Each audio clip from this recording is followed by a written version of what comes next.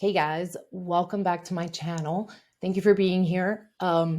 Last week, I finally published our user guide series for a blockchain wallet that we like to use at Lotto Fund called Banana Crystal.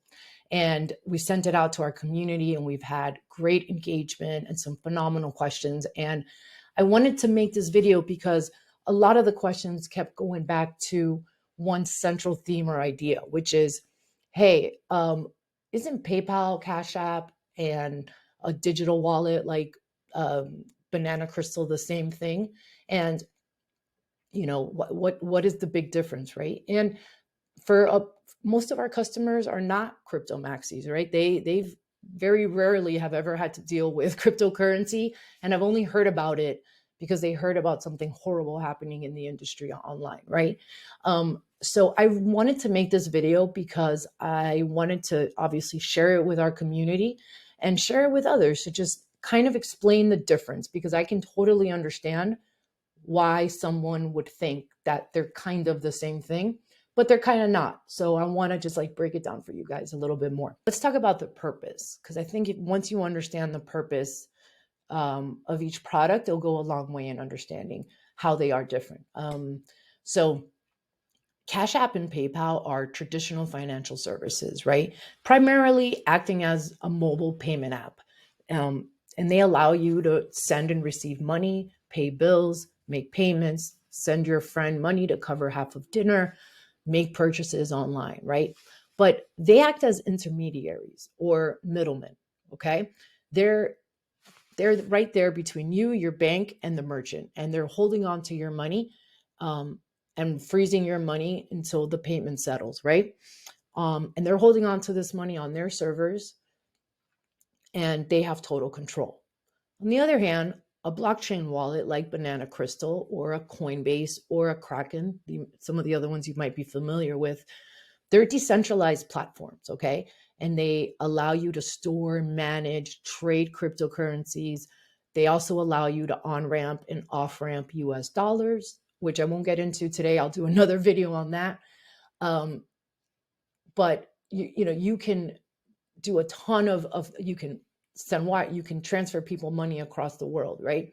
You can do all of these things. And instead of holding your funds and holding your money, none of that happens, right? It's your blockchain wallet.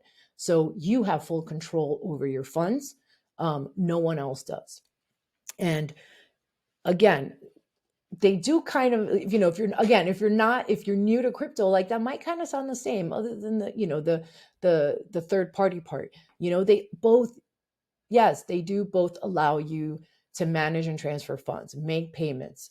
They also both require you to create an account and verify your identity, um, and offer auxiliary services like debit cards and mobile apps and killer customer service, right? Um, they're great. So, really, the main difference is in three buckets: control, fees, and security. With a PayPal and a Cash App, you are trusting that they are holding your funds securely, and they're following all of the rules. Where with a blockchain wallet, you have complete control of your funds. You're not giving control of your funds to anybody else. You are. And that wallet is secured by cryptography. Fees, one of the biggest reasons why people move to blockchain, right? Especially if you have to send money back to a different country. Um, because PayPal and Cash App are middlemen or intermediaries, they make money, a majority of their money, off of fees. They charge um, transactional fees. Sometimes the buyer doesn't pay it, then the merchant does. And as a business person, like, that eats into our margins and the ability to offer products and services to people at a better price. Um, Overdraft protection. You need to convert money into a different currency. Ask anybody who has to send monthly money to a different country how much they pay in fees, to get a real understanding of what an inconvenience it is. But with a blockchain wallet, there are no fees for any of this, right? Compared to what you're paying there with PayPal, it's close to nothing. Close to, right? So I just did a transaction a couple of hour ago on the Ethereum network.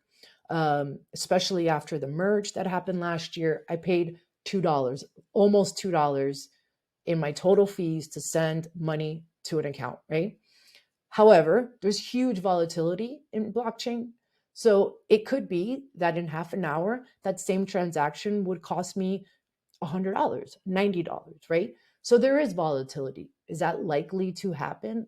Not likely, but you never know, right? And I just want to make you guys aware of that. So if you have flexibility as to when you can send your payment, you're fine. You keep checking the network, and when the fees have gone down, that's when you go ahead and try to run your transaction.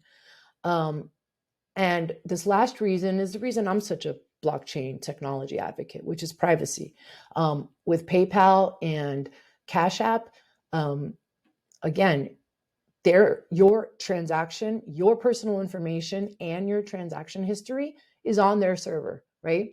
And while I don't think that someone's going to be able to hack into their servers and steal our money, I do feel, and because it's happened, that there's going to be hackers and there's going to be data breaches. And I am much more afraid of someone hacking and getting my personal information, and more importantly, my transactional information, then I'm worried about someone going in there and hacking a $2,000, because I'm covered, right? The FDIC covers me. But, as a marketer, I know what we can do with targeting data and the ability to have my personal information out there with transactional data. I don't know. There's no good that can come from that. Where with blockchain wallets, I mean, the truth is that it uses as long as you don't lose your seed phrase, as long as you keep your password in a safe place, you're going to be fine. And not just that, a lot of people are like, oh, but blockchain transactions are on a public ledger. Yeah, they are, but no one can ever track that transaction and that ledger number back to you. So there's nothing to worry about. Buy what you need to buy, and no one's going to know it's you. And that amount of privacy and security is really important to me. And that's why I'm a huge advocate for blockchain. I love NFTs. I love Web3, but I'm not here for that. I'm not one of those people. I truly believe in the power of blockchain as a technology, and as a way to kind of decentralize finances and money, and make it easier for people to kind of move things around. So anyways, I hope this video wasn't too long, and that you understand now the differences between them. And please, if you have any questions or comments, or if I got something like drastically wrong, I am no expert. So leave a comment below. Let me know. I check my comments every day. And please, do you mind hitting the like and the subscribe button maybe?